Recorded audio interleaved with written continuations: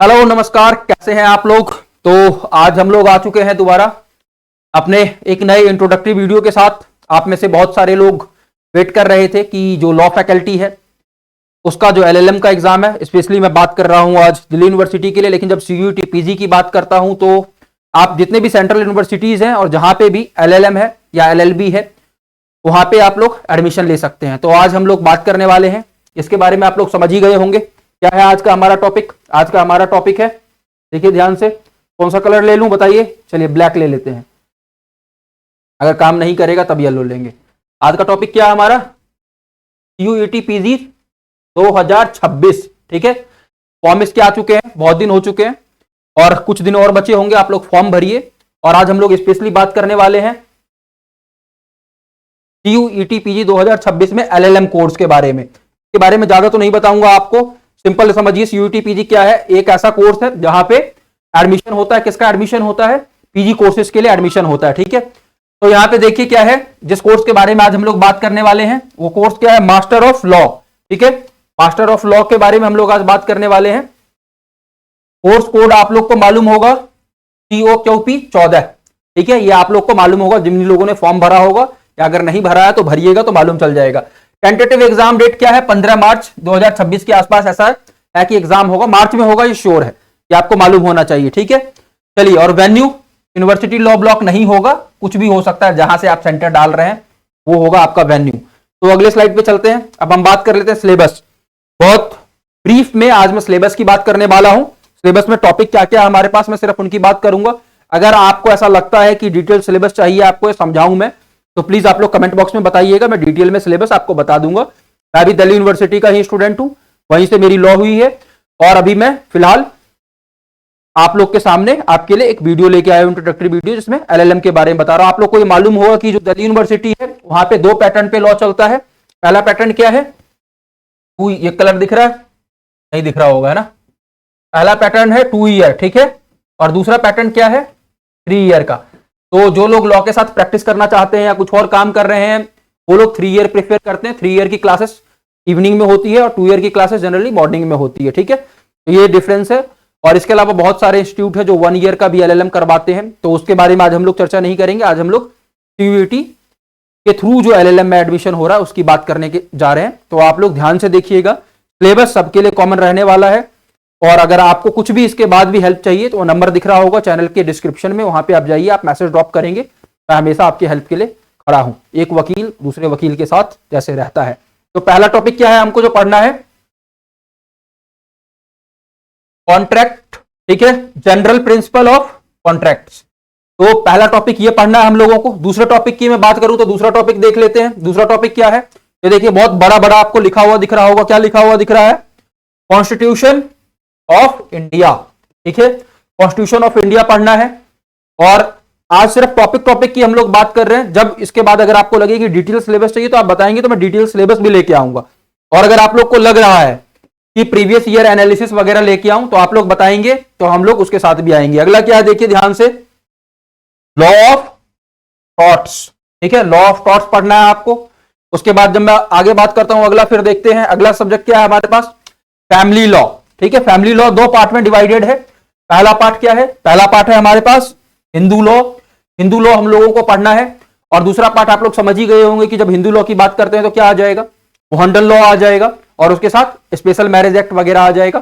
चलिए वो भी आगे ले रखा है हम लोगों ने। देखिए यहाँ पे 2 लोगों की शादी हो रही है और इमेज धुंधला है। इमेज धुंधला क्या बताता है, शादी टिक भी सकती है, नहीं भी टिक सकती। अगर शादी टिक गई तब तो कोई दिक्कत नहीं, तब उतना ज्यादा नहीं चाहिए, हिंदू लॉ का एप्लीकेशन नहीं है। लेकिन अगर नहीं टिकी, डाइवोर्स हो रहा है, उसके बाद फिर एलमनी की बात आ रही है, बच्चों की बात आ रही है, तो सब बातें कहां होंगी, है ना। तो इसके लिए जरूरी है पढ़ना। चलिए आगे, अगला देखिए क्या है, क्रिमिनल लॉ। क्रिमिनल लॉ भी 2 पार्ट में दे रखा है। यहाँ पे बहुत सारे लोग बोलेंगे कि क्रिमिनल लॉ अब चेंज हो चुका है, तो नया सब्जेक्ट आ चुका है, तो हम लोग कैसे पढ़ेंगे, मतलब नए बेयर एक्ट के साथ पढ़े, पुराने के साथ पढ़े। तो देखिए आपको दोनों का नॉलेज होना चाहिए। हालांकि सिलेबस में अभी भी पुराना ही क्रिमिनल लॉ ही प्रिस्क्राइब किया गया है, लेकिन आपको जो नया आया है उसके बारे में भी मालूम होना चाहिए। चलिए, ज्यादा कुछ नहीं है, बस नाम चेंज हो गया है एक तरीके से, पनिशमेंट लगभग सेम है, ऑफेंसेस लगभग वही है, कुछ ज्यादा यूनिक ऐड नहीं हुआ है, ऑर्डर चेंज हो गया कुछ, है ना। चलिए अगला क्या है, कॉन्ट्रैक्ट। कॉन्ट्रैक्ट 2। ठीक है, स्पेशल कॉन्ट्रैक्ट भी कहते हैं कई बार इसको, तो ये आपको पढ़ना है, स्पेशल कॉन्ट्रैक्ट पढ़ेंगे आप लोग। आगे देखते हैं कंपनी लॉ। ठीक है, कंपनी लॉ आप लोगों को पढ़ना है। इसके बाद कंपनी लॉ का क्यों इंपॉर्टेंस है ये आपको मालूम होना चाहिए। ठीक है, सबको एक बार ब्रीफली देखना जरूरी है। आप लोग अगर पूरा पूरा सिलेबस नहीं भी कवर कर पा रहे तो कोई दिक्कत नहीं है, एटलीस्ट पिछले 3 साल के 4 साल के पेपर उठाइए, उसका एनालिसिस उठाइए, उसको सॉल्व करिए और 8 से 10 मॉक टेस्ट लगाइए, तो आपको मालूम चल जाएगा कैसे क्या करना है ना। आगे देखते हैं अगला क्या है। अगला देखिए यहाँ पे क्या लिखा हुआ है, प्रॉपर्टी लॉ। ठीक है, तो अगला आपको जो पढ़ना हो क्या है, प्रॉपर्टी लॉ, बहुत इंपॉर्टेंट टॉपिक है। अगला देख लेते हैं। अगला देखिए क्या है, एडमिनिस्ट्रेटिव लॉ। ठीक है, एडमिनिस्ट्रेटिव लॉ पढ़ेंगे आप। इसके बाद कितने टॉपिक हो गए अभी तक, जल्दी से बताइए। 9 टॉपिक हो चुके हैं। अगला क्या है, Mohammad law and Indian succession act. ठीक है, तो अभी जो हम लोग बात कर रहे थे फैमिली लॉ 2 पार्टों में डिवाइडेड है, तो कहीं ना कहीं का दूसरा पार्ट आ जाएगा यहां पे। ठीक है, चलिए आगे देखिए। अगला क्या है, एनवायरमेंटल लॉ। एनवायरमेंटल लॉ बहुत उभरता हुआ टॉपिक है, बहुत इंपॉर्टेंट टॉपिक है, आपको मालूम होना चाहिए। अभी आजकल देख रहे होंगे अरावली की बात हो रही है, दिल्ली के प्रदूषण की बात हो रही है, और भी बहुत सारे जगह पे अलग अलग समस्याएं हैं। डिजिटल हम लोग होते तो जा रहे हैं, ई रिक्शा ई व्हीकल्स तो आ रहे हैं, लेकिन उसके बैटरी जो डिस्पोज होंगे उसके कारण जो पॉल्यूशन आने वाले समय में देखने के लिए मिलेगा, जो बीमारियां देखने के लिए मिलेंगी, उसका क्या कभी सोचा है हम लोगों ने। तो इन्वायरमेंटल लॉ एक उभरता हुआ टॉपिक है और बहुत बड़े लेवल पे, जैसे डिजिटल लॉ या इंफॉर्मेशन टेक्नोलॉजी लॉ जिसको हम लोग आज कहते हैं, उस लेवल का कहीं ना कहीं इसका इंपॉर्टेंस होने वाला है आने वाले समय में। ठीक है, चलिए आगे देखिए क्या है, लेबर लॉ। ठीक है, लेबर लॉ उसके बाद पढ़ना है। लेबर लॉ क्यों इंपॉर्टेंट है ये आपको मालूम होना चाहिए। आप में से बहुत सारे लोग एंटरप्रेन्योर भी होंगे, ठीक है, और जो किसी प्रोडक्ट को बना रहे होंगे, मैन्युफैक्चर कर रहे होंगे, तो उनके अंडर लेबर काम कर रहे होंगे बहुत सारे। तो किस तरीके से क्या चीजें हैं उनको इस चीज का इंपॉर्टेंट मालूम होगा। और एडवोकेट्स जो है उनको हर फील्ड का थोड़ा थोड़ा नॉलेज होना चाहिए। और एलएलएम स्पेशली लोग किस लिए करते हैं, स्पेशलाइजेशन के लिए, और स्पेशली जिनको लेक्चररशिप के लिए जाना है, प्रोफेसर की तरफ जाना है, तो आपको सब सब्जेक्ट टच करना है ना। चलिए अगला देखते हैं, अगला क्या है। अगला देखिए क्रिमिनल लॉ 2। ठीक है, अभी क्रिमिनल लॉ 1 हम लोगों ने पीछे देखा था, वहीं पे उसी का एक्सटेंडेड पार्ट आ गया क्रिमिनल लॉ 2। तो क्रिमिनल लॉ 2, ठीक है, चलिए आगे चलते हैं। अगला क्या है, ज्यूरिस्प्रूडेंस। ठीक है, ज्यूरिस्प्रूडेंस क्या है, दूसरा इसका नाम द फिलॉसफी ऑफ लॉ। मतलब बेसिकली ज्यूरिस सब्जेक्ट है, और ज्यूरिस का मतलब ही हर सब्जेक्ट का एक फिलॉसफी होता है कि मतलब ये सब्जेक्ट क्यों राइज किया, का क्या इंपॉर्टेंस है। उसी तरीके से ज्यूरिस्प्रूडेंस है यहाँ पे। ज्यूरिस्प्रूडेंस का आपको इंपॉर्टेंट मालूम होना चाहिए, कौन से थॉट से कौन सा लॉ आया, किस टाइम के हिसाब से क्या इंपॉर्टेंस है ना। तो यहाँ पे आपको अलग अलग थॉट्स मिलेंगे। ठीक है, चलिए अगला देखिए क्या है, प्रोफेशनल एथिक्स। ठीक है, एंड प्रोफेशनल अकाउंटिंग सिस्टम। तो ये आपको मालूम होना चाहिए, ये अच्छे से पढ़ लीजिएगा। ठीक है, चलिए आगे चलते हैं। अगला देखिए क्या है, पब्लिक इंटरनेशनल लॉ। ठीक है, बहुत सारे सब्जेक्ट इसमें से आप लोगों ने अपने एलएलबी के दौरान पढ़े होंगे, बहुत सारे सब्जेक्ट ऑप्शनल होंगे जिसको आपने स्किप कर दिया होगा, लेकिन यहाँ पे टच आपको सभी सब्जेक्ट को करते हुए चलना है। क्या है अगला सब्जेक्ट, पब्लिक इंटरनेशनल लॉ। ठीक है, चलिए आगे बढ़े। अगला सब्जेक्ट क्या है देखते हैं। अगला देखिए ह्यूमन राइट्स एंड प्रैक्टिस। ठीक है, ह्यूमन राइट्स की हम लोग बात करते हैं, बहुत सारे वार होते हैं उस सब में भी इसका एप्लीकेशन है, और उसके अलावा भी बहुत सारे कन्वेंशन है, वो आपको मालूम होना चाहिए। जो लोग यूपीएससी वगैरह की तैयारी कर रहे हैं वो थोड़ा थोड़ा इस चीज को जान रहे होंगे, है ना। और लॉ वाले स्टूडेंट को तो मस्ट है कि इसको मालूम होना चाहिए। चलिए आगे बढ़ते हैं। अगला क्या है, right to information, one of the most important topic जो आपको मालूम होना चाहिए। आज के समय में इसका एप्लीकेशन बढ़ते जा रहा है, जैसे जैसे लोग अवेयर हो रहे हैं अपने राइट से, वैसे वैसे उनको लगता है कि को इंफॉर्मेशन मिलना चाहिए, किसका, गवर्नमेंट का, या फिर जो भी चीजें हैं, जो भी इंस्टीट्यूशन है जो पब्लिक के लिए काम कर रही है ना। तो राइट टू इंफॉर्मेशन। चलिए आगे बढ़े। अगला क्या है, बैंकिंग लॉ। ठीक है, बैंकिंग लॉ की हम बात करते हैं तो बहुत इंपॉर्टेंट है, कैसे चीजें मैनेज हो रही हैं, बैंकिंग कैसे चल रहा है ये मालूम होना चाहिए, और बैंकिंग से रिलेटेड सभी लॉ मालूम होने चाहिए, समय समय पे बदलते रहते हैं। अगला देखिए इंश्योरेंस लॉ। ठीक है, उसके बाद क्या है, प्रिंसिपल एंड प्रैक्टिस। ठीक है, इंश्योरेंस लॉ जनरल हम लोग बोल लेते हैं, इंश्योरेंस लॉ मालूम होना चाहिए। बहुत सारे लोगों ने बहुत सारे इंश्योरेंस ले भी रखे होंगे। इंश्योरेंस क्यों है, किस लिए है, क्या एप्लीकेशन है, लीगल पॉइंट ऑफ व्यू से आपको सारी चीजें मालूम होनी चाहिए। चलिए कितने टॉपिक हो गए, 20 हो चुके हैं। आगे बढ़ते हैं। अगला क्या है, अल्टरनेटिव डिस्प्यूट, ठीक है, रिजोल्यूशन सिस्टम। तो मतलब जो जितने भी डिस्प्यूट होते हैं सारे डिस्प्यूट तो कोर्ट में नहीं सेटल होते, उसके और भी तरीके होते हैं, तो आपको ये मालूम होना चाहिए। ठीक है, इस लॉ का एप्लीकेशन क्या है और क्यों इंपॉर्टेंट है, अल्टरनेटिव डिस्प्यूट रिजोल्यूशन सिस्टम। अगले पे चले, अगला क्या देखते हैं। देखिए क्या लिखा है, civil procedure code and limitation act. ठीक है, ये मेरे कोड से बन गया, यहां पे लग रहा टच होके, चलिए कोई बात नहीं, तो ये आपको मालूम होना चाहिए। ठीक है ना, और जो भी लॉ आप पढ़ेंगे, जो भी बेयर एक्ट पढ़ रहे हैं, उसको नए बेयर एक्ट के साथ मिला के पढ़ते हुए चलिएगा। जो नए लॉ आए हैं, कहने के लिए हम लोग नया लॉ कह देते हैं जनरल लेमेंस टर्म में, लेकिन क्या है वो बेयर एक्ट में मॉडिफिकेशन किया गया है, कुछ कुछ चीजें नई ऐड हुई हैं, लगभग चीजें पुरानी है। फिर क्या है, इंटेलेक्चुअल प्रॉपर्टी राइट, आईपीआर, है ना। बहुत सारे लोग जो लॉ के नहीं होते हैं वो भी आईपीआर का डिप्लोमा लेते हैं। बहुत सारे लोग जो इन्होंने आईपीआर नहीं पढ़ा है अपने कोर्स के दौरान, वो क्या करते हैं, आईपीआर का अलग से डिप्लोमा करते हैं, और बहुत मतलब एक तरीके से वास्ट फील्ड है। अगर इसका एक दो केस भी आपको साल में मिल जाता है अगर आईपीआर का, तो कहीं ना कहीं ये चीज आपको बहुत मोटा पैसा दे जाता है ना। चलिए आगे, हालांकि हमें अभी एग्जाम के पॉइंट ऑफ व्यू से पढ़ना है। क्या लिखा है अगला, पेनोलॉजी एंड विक्टिमोलॉजी। ठीक है, ये आपको पढ़ना है, कहीं ना कहीं इसी का एक पार्ट है। क्रिमिनोलॉजी वो आपको मालूम होना चाहिए। चलिए आगे बढ़े, अगला क्या है देखिए, interpretation of statute and principle of legislation. ठीक है, मतलब लॉ को किस तरीके से ड्राइव, किस तरीके से बताया जाता है, किस तरीके से उसको एक्सप्लेन किया जाता है।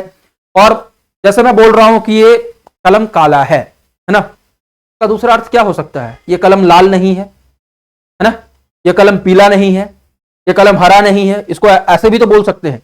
इसका दूसरा अर्थ ये भी तो निकल सकता है। तो लॉ है, लॉ में बहुत सारी चीजें कही गई हैं, उसका दूसरा अर्थ क्या निकलता है, कैसे उसको इंटरप्रिटेट करते हैं, ये सारी चीजें इसके अंदर आ जाती हैं, है ना। उसके कुछ रूल्स हैं, कुछ सेट्स हैं, वो सब आपको पढ़ना है। चलिए आगे देखते हैं, अगला क्या है, कंपटीशन लॉ, है ना। आज के समय में बहुत ज्यादा कंपटीशन बढ़ गया है, और कंपटीशन लॉ आपको पढ़ना भी है, जिस कंपटीशन की तैयारी कर रहे हैं उसके लिए भी। तो कंपटीशन लॉ का क्या एप्लीकेशन है, ये आपको मालूम होना चाहिए, कंपटीशन लॉ किस तरीके से काम करता है। अगला देखिए, लॉ ऑफ एविडेंस। एविडेंस के बिना तो लॉ ही पूरा नहीं होगा, है ना। कोई एडवोकेट क्लेम ही नहीं कर सकता है, कुछ भी डिसीजन किसी भी कोर्ट के द्वारा दिया ही नहीं जा सकता। तो क्या पढ़ना है अगला, लॉ ऑफ एविडेंस। इसी का नया नाम क्या है, साक्ष्य अधिनियम। तो इसी के हिसाब से पढ़िएगा, दोनों को रिलेट करके कंपैरिजन के साथ। चलिए अगला क्या है, टैक्सेशन लॉ एंड प्रैक्टिस। ठीक है, टैक्सेशन पढ़ना है आपको कि कब कहां कैसे किस तरीके से कितना टैक्स पे करना है। आप लोग कह रहे होंगे अभी तो इनकम ही स्टार्ट नहीं हुई तो टैक्स क्या पे करें। ठीक है, जब आप एडवोकेट बनते हैं, एडवोकेट वाले रास्ते पे चलते हैं तो समय लगता है, कहीं ना कहीं धीरे धीरे स्टार्ट होता है, खासकर उन लोगों के लिए जो फर्स्ट जनरेशन के हैं। लेकिन आने वाले समय में आप बड़ा मुकाम हासिल करेंगे, इसमें कोई डाउट नहीं है। अगर आप मेहनत करते चले, आने वाले समय को पहचानते हुए चले कि कहां पे क्या चीजें हैं, किस लॉ का अपराइज होने वाला है, किसका इंपॉर्टेंस थोड़ा कम होने वाला है, ये आपको मालूम होना चाहिए, है ना। और जो भी लोग एडवोकेट हैं या लीगल फील्ड में हैं, उनको तो पूरी जिंदगी कुछ ना कुछ नया पढ़ना ही है। और यही चीजें टीचर्स के लिए भी कही जाती है, लेकिन टीचर्स के लिए कंप्लीटली अप्लाई नहीं होती, क्योंकि वो बहुत लंबे समय तक एक ही टेक्स्ट बुक को पढ़ाते हैं बच्चों को। कुछ चीजें नई ऐड होती हैं, सीखते हैं, लेकिन जितना एडवोकेट या लीगल फील्ड से जुड़े हुए लोगों की लर्निंग होती है, उतनी लर्निंग किसी और फील्ड में नहीं है, ऐसा मेरा मानना है। तो आप सभी लोग पढ़िए और सतत पढ़ते रहिए, है ना। अगला क्या है, इंटेलेक्चुअल प्रॉपर्टी राइट, आईपीआर 2। ठीक है ना, पेटेंट्स, ट्रेडमार्क्स एंड कॉपीराइट्स, ये आपको मालूम होना चाहिए। ठीक है, तो ये सारी चीजें हैं। चलिए कितने हो गए, 3 और टॉपिक्स बचे हैं, तीनों टॉपिक को देख लेते हैं। क्या है, व्हाइट कॉलर क्राइम, WCC। ठीक है, जैसे जैसे प्रोफिशिएंसी बढ़ती जाएगी, एबिलिटी लोगों की बढ़ती जाएगी, और जैसे जैसे टेक्नोलॉजी एडवांस होता जाएगा, वैसे वैसे WCC भी अपराइज करेगा। नए नए स्कैम्स आएंगे, नए नए छलावे जिसको कहते हैं हिंदी में, वो आएंगे, लोगों को ठगने के तरीके आएंगे, है ना, डेटा चोरी किया जाएगा। तो ये सब चीज हमें कहां देखना है, WCC में। ठीक है, मतलब व्हाइट कॉलर क्राइम, इसका नाम ही है कि क्राइम भी कर लिया और कॉलर भी व्हाइट रह गया। रेड कॉलर क्राइम क्या है, मर्डर जैसे क्राइम रेड कॉलर क्राइम में आते हैं, जहां पे खून से तने हुए धब्बे होते हैं। और white collar crime, collar white है हमारा, कुछ निशान ही नहीं है ना। चलिए आखिरी 2 topic, women and criminal law. उसके बाद क्या है, लॉ रिलेटिंग टू चाइल्ड। ये पढ़ना है हमें, ठीक है ना। यहाँ पे महिला एक दिख रही होंगी, बहुत सुंदर थी आपको, और उसके साथ एक बच्चा, इन दोनों से रिलेटिंग एक लॉ है, ठीक है, उसको पढ़ना है। लेकिन इसमें पुरुष कहाँ गायब हो गया? क्या कभी लॉ बनाने वाले लोगों ने ये नहीं सोचा कि पुरुषों के भी अधिकार है? कभी अपने मेंस राइट करके सुना कोई टॉपिक? नहीं सुना। कितनी दुख की बात है कि हम एक तरफ जेंडर जस्टिस की बात करते हैं कि जहां पे हर जेंडर इक्वल है, सभी जेंडर इक्वल होंगे, है ना, और होने चाहिए, और जब हम इसकी बात करते हैं तो उसमें हम एक लॉ बना देते हैं जिसका नाम, मैं क्रिटिसाइज नहीं कर रहा हूं, अगर आप लोग सोच रहे होंगे कि मैं ये कह रहा हूं कि ऐसा लॉ नहीं होना चाहिए, मेरा ये कहना नहीं है। मेरा ये कहना है कि जो पुरुषों के अधिकार हैं वो अधिकार कहां चले गए? उनके संरक्षण के लिए कोई प्रथा है कि नहीं है? और नहीं है तो क्यों? क्या ये सोचने की जरूरत नहीं है न्यायालय को? क्या सिर्फ महिलाओं के साथ कुछ ऐसा हो सकता है, पुरुषों के साथ कुछ नहीं हो सकता क्या? समय के साथ ये जरूरी है कि पुरुष संबंधित अधिकार को भी स्थान दिया जाए, ठीक उसी प्रकार जिस प्रकार से महिला संबंधी अधिकारों को दिया गया है ना। तो मैन है नहीं है, तो मेंस के राइट भी होने चाहिए, उनसे रिलेटेड लॉ भी होने चाहिए। आप लोग इस चीज को समझिए, जरूरी है। और ये सभी वुमेन से भी मेरा एक अपील है कि आप लोग भी आवाज उठाइए, जैसे पुरुष लोग उठाते हैं महिलाओं के लिए आवाज कि महिलाओं का दोहन नहीं होना चाहिए, अत्याचार उनके साथ नहीं होना चाहिए, वैसे आप लोग भी आवाज उठाइए कि पुरुषों के लिए भी अधिकार होने चाहिए, मेंस राइट भी होने चाहिए। और मुझे अच्छा लगेगा कि जेंडर इक्वलिटी की जब हम बात करते हैं, जैसे हम लोग महिलाओं के लिए रखते हैं वैल्यू को, वैसे ही फीमेल्स भी हमारे लिए स्टैंड ले और कहें कि मेंस राइट भी होने चाहिए। चलिए आगे बढ़ें। अगला लास्ट टॉपिक है, क्या है? Law relating to international trades. ठीक है, आप में से बहुत सारे लोग ऐसे होंगे जो अंतरराष्ट्रीय स्तर पर व्यापारी बनना चाह रहे होंगे, व्यापार करना चाह रहे होंगे, बहुत सारे लोग कर भी रहे होंगे, है ना, और बहुत सारे लोगों के क्लाइंट कर रहे होंगे, आपके जो क्लाइंट होंगे, तो उनसे रिलेटेड लॉ क्या है? ठीक है, इंटरनेशनल ट्रेड से रिलेटेड लॉ क्या है, कैसे क्या कस्टम लगता है, क्या ड्यूटीज हैं, कैसे कैसे चीजें हैं, इन सारी चीजों को बताया गया। तो यहाँ पे ये हमारे 32 टॉपिक टोटल दिए गए थे, 32 टॉपिक कंप्लीट हो चुके हैं। इन साइंस की सिलेबस क्या है, अगर आप डिटेल में जानना चाह रहे हैं कि इन 32 टॉपिक्स में क्या क्या सिलेबस है, कितना कंपोनेंट पढ़ना है, किसको छोड़ सकते हैं, किसको सिर्फ वन लुक देखा और आगे बढ़ गए, तो सभी चीजें मैं बता सकता हूं। आप लोगों को क्या करना है, आप लोगों को एक छोटा सा कमेंट करना है कि अगर आप अगला वीडियो चाह रहे हैं ये बताते हुए कि मैं डिस्क्राइब करूं पूरी चीजों को, सभी चीजों के साथ आऊं, तो प्लीज आप लोग बताइए। मुझे कोई समय नहीं लगेगा, मैं खाली ही अभी हूं उस समय, तो मैं आपके लिए वीडियो लेके आ जाऊंगा। और मेरे भाई बंधु बहन भी, भगनी भी, आप लोग अगर एडमिशन लेते हैं LLM में और दिल्ली यूनिवर्सिटी में लेंगे तो मुझसे मुलाकात भी होगी, और आप कहीं भी लेते हैं तो मुझे खुशी होगी, मेरा 1% का भी अगर योगदान रहा तो। चलिए मिलते हैं अगले लेक्चर में, नॉट लेक्चर, इंट्रोडक्टरी वीडियो, अगले इंट्रोडक्टरी वीडियो में, जहाँ पे LLM के बारे में हम लोग बात करेंगे, अगर आप लोग इंटरेस्टेड हैं तो। That's all for today, bye, और पढ़िए अच्छे से, पढ़िए अच्छे से।